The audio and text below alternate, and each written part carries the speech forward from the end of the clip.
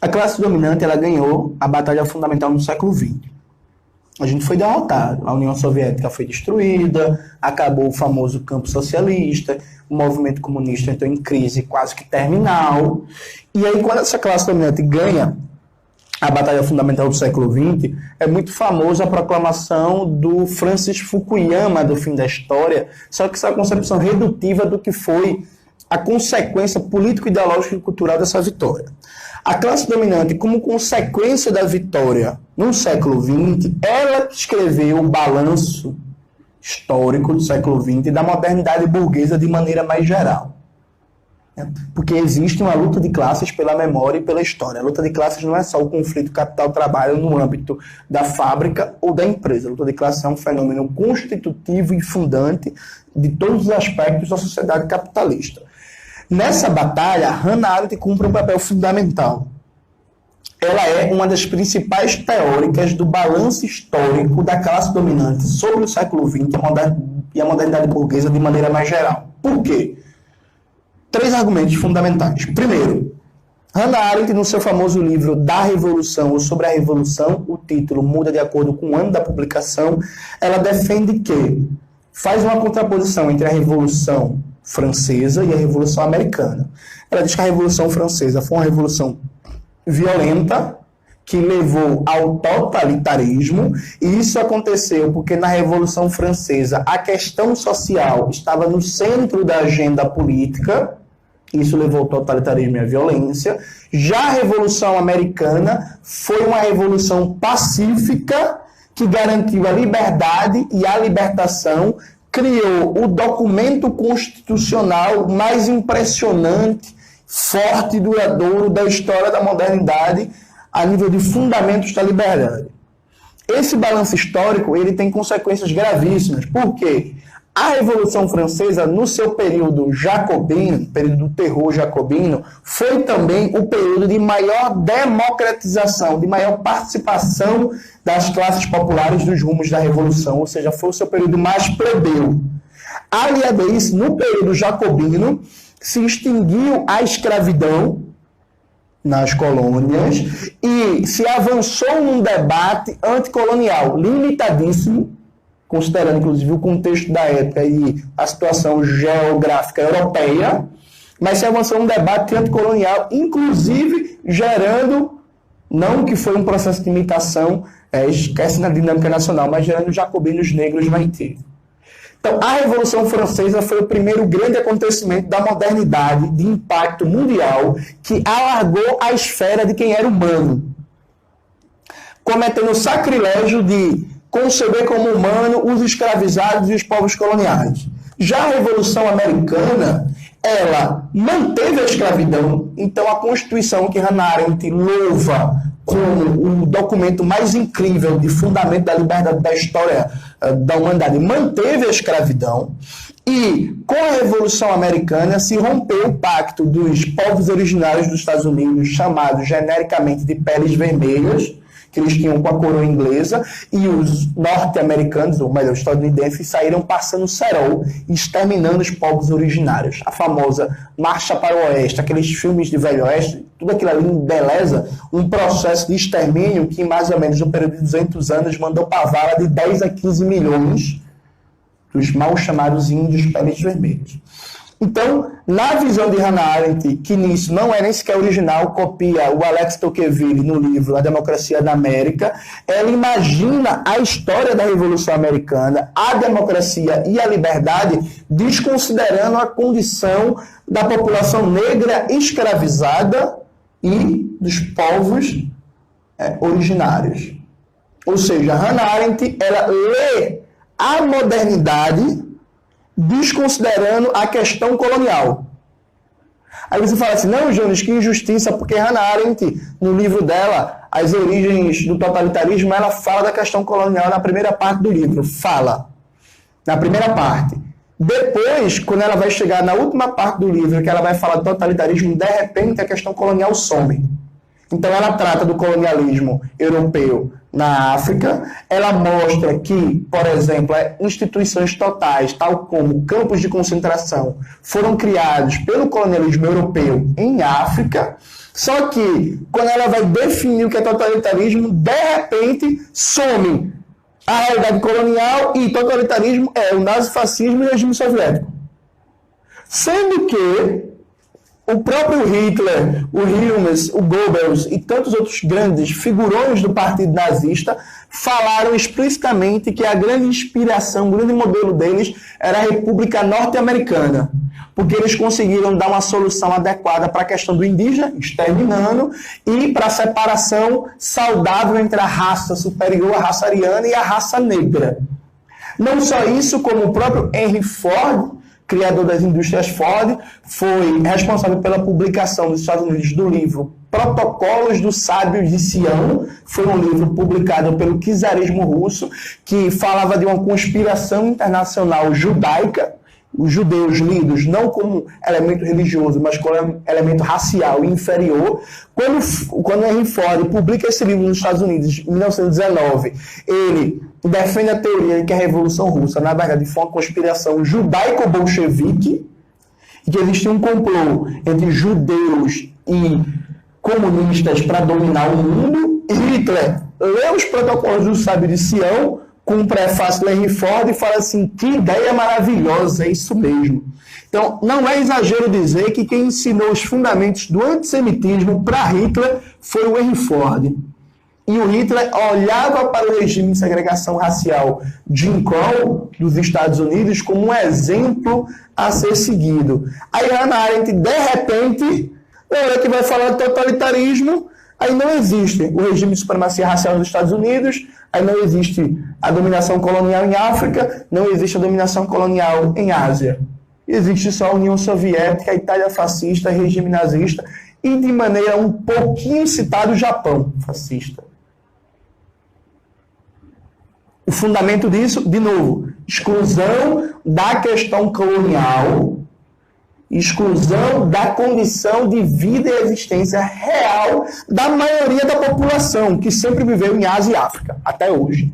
A maioria da população não está na Europa ocidental, a maioria da população vive em África e Ásia. Então, ao lado desse banimento da Revolução Francesa e exaltação da Revolução Americana, dessa constituição da categoria de totalitarismo, excluindo a questão colonial, sem falar do conhecimento parco e raso que Hannah Arendt tinha da União Soviética.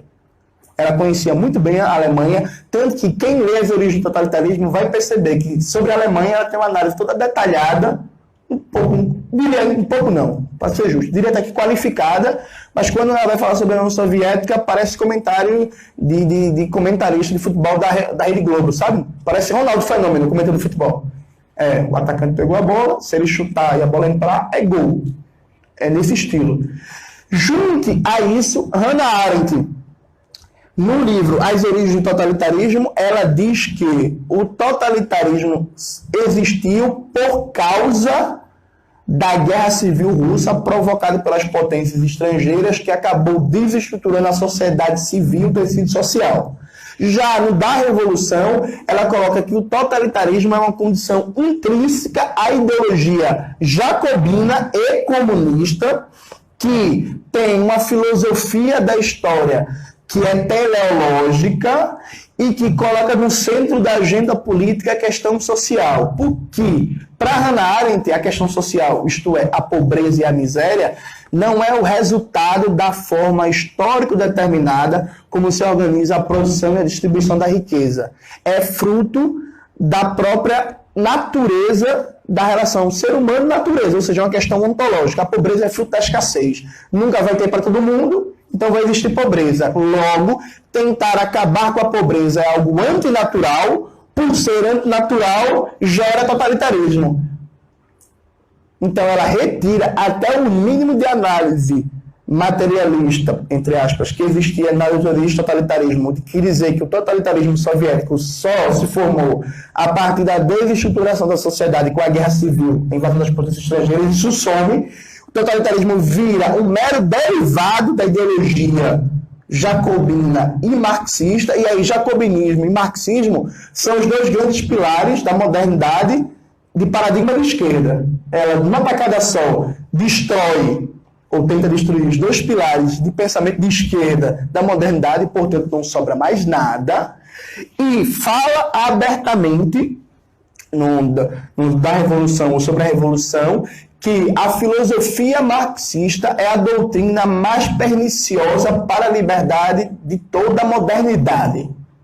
Ou seja, mais que o nazismo, mais que o fascismo.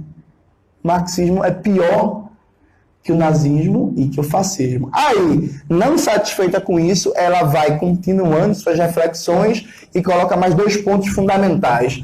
Nas suas reflexões contidas num livro publicado no Brasil, se não me engano, pela leitora da UNB, sobre a violência ou da violência, ela defende que a política é, por essência, a negação da violência. Se tem violência, não é política. Só que ela fala isso frente aos movimentos de resistência e luta.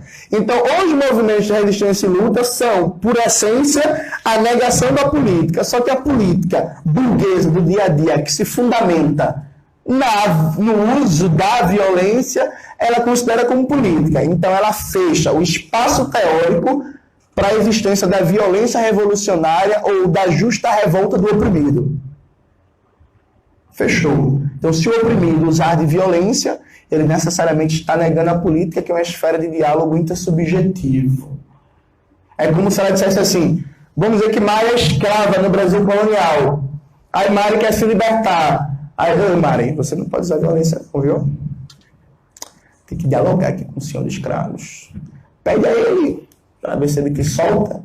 Conversa, faz uma assembleia, um plebiscito, quem sabe.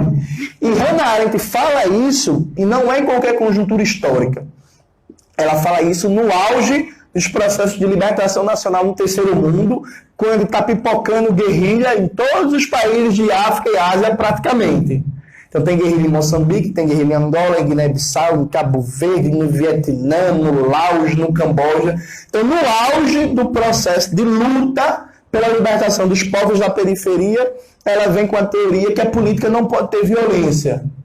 Muito bom, né, para a ordem estabelecida. E, por último, mas não menos importante, quando o regime de supremacia racial nos Estados Unidos passa finalmente a ser questionado e desmontado, com medo, inclusive, dos movimentos de direitos civis e do protesto negro cada vez mais radicalizado e com influência dos partidos, do programa comunista, até que da formação do Partido dos Panteras Negras, que era um partido marxista-leninista, acontece o famoso caso de Lilith Rock, em que há um debate se era direito das escolas no sul do país segregar ou não as crianças negras, proibirem as crianças negras de estudar nas escolas. E aí, Hannah Arendt defende que sim, que o Estado não pode impor a integração racial nas escolas, que seria autoritarismo e violação da liberdade. Ou seja, os pais brancos das crianças tinham direito de escolher se seus filhos queriam ou não que eles estudassem com crianças negras. Sabe como é o nome disso? Defesa do apartheid, da supremacia racial. E ainda tem outro elemento. A própria Hannah Arendt cita numa carta, e essa carta que ela trocou está em vários livros, está no livro, por exemplo, do Domênico Lozour, do Marxismo Ocidental, publicado em 2018 pela Boitempo, que uma escola em Nova York resolveu fazer um concurso, as crianças, para fazer uma propaganda contra o nazismo. As crianças deveriam escrever uma redação, o que é que Hitler merecia se ele voltasse à vida hoje. Vê que coisa macabra, né? Mas enfim, coisa dos Estados Unidos, lugar horrível. Então as crianças deveriam escrever a redação, né? O que é que Hitler mereceria se ele voltasse à vida. Teve uma criança negra dos Estados Unidos, de Nova York, que escreveu que se Hitler voltasse à vida, ele deveria voltar com a pele negra e morar nos Estados Unidos. Para a criança não existia castigo pior no mundo do que ser um negro morando nos Estados Unidos. Hannah Arendt sabia disso, ela não era ignorante, muito pelo contrário, era uma pessoa muito erudita, e isso ninguém pode dizer. Era uma filósofa reacionária com qualidade. A gente não está falando aqui de Olavo de Carvalho, está falando aqui de alto nível.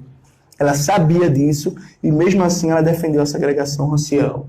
E mesmo assim ela criou uma filosofia política e uma teoria da história que exclui da sua análise a questão colonial, portanto, a história, as condições de vida e de existência da imensa maioria da humanidade. Ela era reacionária, naturalizava a pobreza, racista, anticomunista, antimarxista e defensora da supremacia branca. E, incrivelmente, tem uma popularidade gigantesca no PT e no PSOL. Estamos fodidos, não estamos não?